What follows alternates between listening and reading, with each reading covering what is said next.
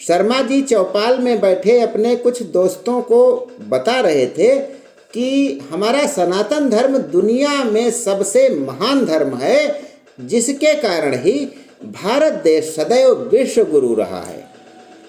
Engineering की पढ़ाई कर रहा उनका लड़का बड़े ध्यान से यह सब सुन रहा था, और जब उससे नहीं रहा गया तो आखिर उसने प्रश्न कर ही दिया। 10-11 साल की लड़की की 35-40 साल के लड़के से अनमेल विवाह करना तथा पति के मरने पर अबोध पत्नी, जो अभी बालिग भी नहीं है, उसको उसकी लाश के साथ जलाने जैसी कुप्रथा को सती प्रथा कहकर महिमा मंडित किया गया है। जब राजा राम मोहन राय के प्रयास से लॉर्ड विलियम बेंटिंक ने इस घृणित कुप्रथा पर रोक लगाई तो हमारे देश के लोगों ने इसका विरोध किया, सती प्रथा को जायज बताने का भी प्रयास किया।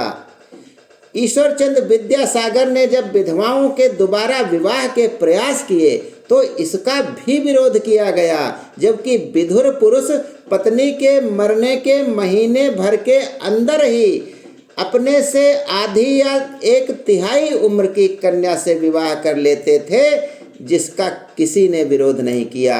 कन्याओं को देवी या दुर्गा तो माना गया, किंतु पढ़ने नहीं दिया गया। और जब 1848 में सावित्रीबाई फुले ने लड़कियों के पढ़ने के लिए पहला विद्यालय खोला तो उन पर कीचड़ गोबर उछाला गया, पत्थर फेंके गए, जिसके लिए वे 2 साड़ी लेकर स्कूल जाती थीं। यह विरोध भी धर्म के ठेकेदारों द्वारा किया जाता था।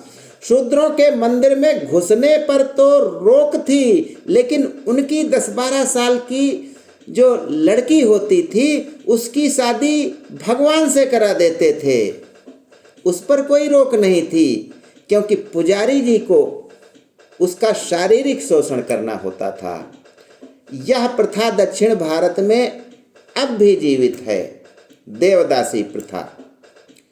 शूद्रों को थूकने से धरती मैली न हो जाए, इसलिए उनके गले में मटका लटकाया जाता था और कमर में झाड़ू पीछे बांध दिया जाता था, जिससे जो चलने से जो गंदी धरती हो गई है वो कम से कम साफ हो जाए।